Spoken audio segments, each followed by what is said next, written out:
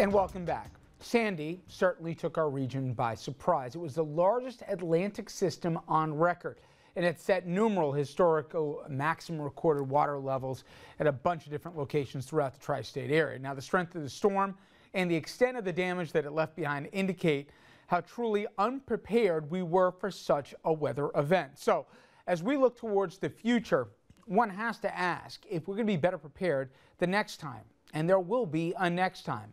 For more now on that, we're pleased to be joined by Bill Ulfelder. He is the New York Executive Director of the Nature Conservancy. Bill, I appreciate a few minutes. Thank you very much. Thanks for having me on the show. Well, while people's attention is focused on this anniversary, let's just talk about the new normal. And while people said, hey, this was once in a generation or once in a century type storm, that's right. But to suggest that the chances of seeing it again in someone's lifetime is next to nil would be delusional, wouldn't it? I think that's a very important point. And if folks recall a year ago or just under a year ago after Hurricane Sandy hit, remember Governor Cuomo and his words, hey, we just suffered through Hurricane Sandy.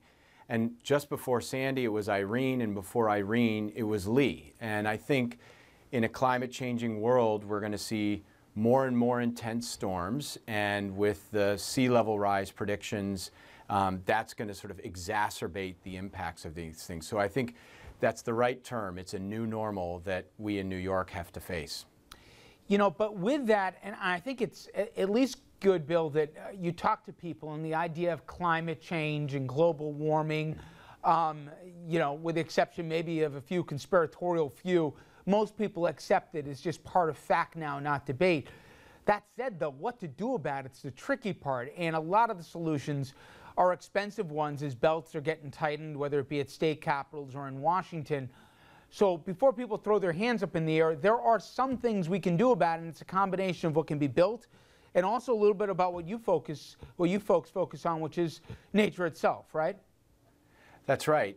So I think you've made a very important point, which is, the more we invest in hazard risk reduction, the better off we'll be. And studies have shown that every dollar invested will save about $4 in disaster mitigation. So investment is smart.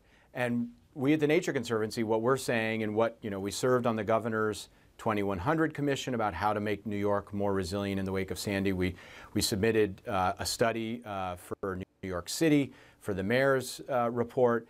And what we're saying is that natural defenses, so things like dunes, wetlands, oyster and mussel beds, parks, healthy beaches, barrier islands, these are all things that help protect us. And they're smart investments because when the gray infrastructure often costs hundreds of millions of dollars, these natural solutions might just be tens of millions of dollars, or when the gray is billions, this may be hundreds of millions. So these are things that can help protect us, and then they bring a lot of other benefits like clean water, clean air, and they tend to be cheaper than the gray solutions.